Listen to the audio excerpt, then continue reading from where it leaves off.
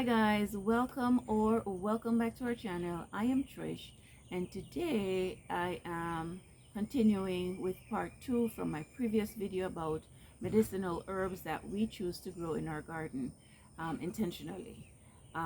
We all know that herbs are beneficial to us, but unless we are intentional about making sure that we do get them into our bodies, it's of no use, right?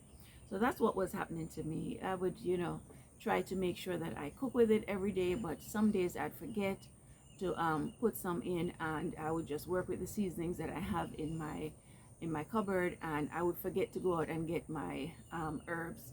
And I wanted to make sure that we are getting it in our bodies on a daily basis by having them readily available to us. And so one thing I did was I started drying my herbs and making them conveniently available to us by either putting them in tea bags. And so what I do, my favorite herb, as my previous video suggested, is holy basil. So what I do with holy basil is I'll dry them. Holy basil is not available during the winter months because it does not like the cold, right? So I would dry it. Like now I'm almost out, so that's what kind of had me go in the direction of making these videos. I'm about to start drying herbs because it's nice and hot and so on. So holy basil, I grow it, I dry it, and I choose to leave it in loose leaves. And then what I do is I get these hemp tea bags from Amazon. Oh, there goes the chickies. From Amazon. They're very inexpensive. And what you do, you fill them with about a teaspoon. Typically for loose tea, it's about a teaspoon per cup. And I tighten it and make a slip knot, and I put it in these jars, right?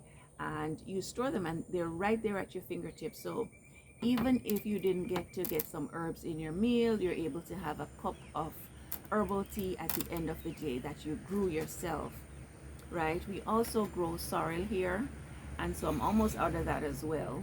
I have it on the freezer, but I like to have it as loose tea as well. And I do the same thing with these bags and have them stored in airtight containers. No, for the ones that I love to cook with, I try to grind them into powder, like rosemary. I dry it and I grind it into powder, and it's right at my fingertip. Now, some recipes do taste better with fresh rosemary, and that's a whole nother story. But at least I know I have it right there in my pantry, and I can get it. Oregano is the same thing. I dry it and make sure, because you can come out to harvest oregano, thyme, scallion, and so on, and it takes up a good 10 minutes of your time when you're trying to rush through a meal.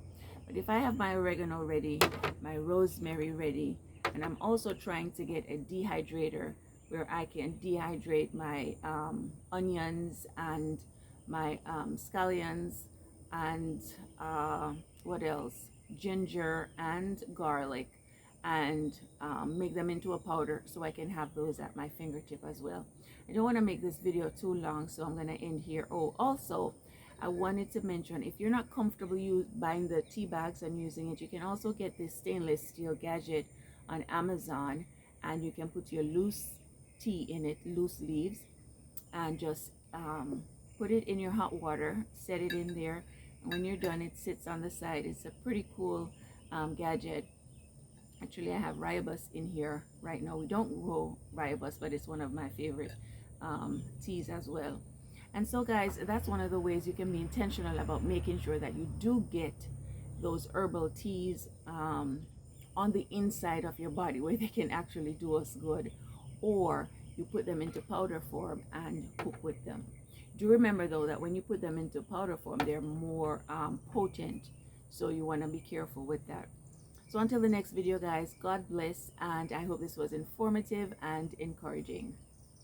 Please remember to like, share, subscribe, and hit the notification bell so you'll get every video that comes out of here. And yeah, God bless. Bye.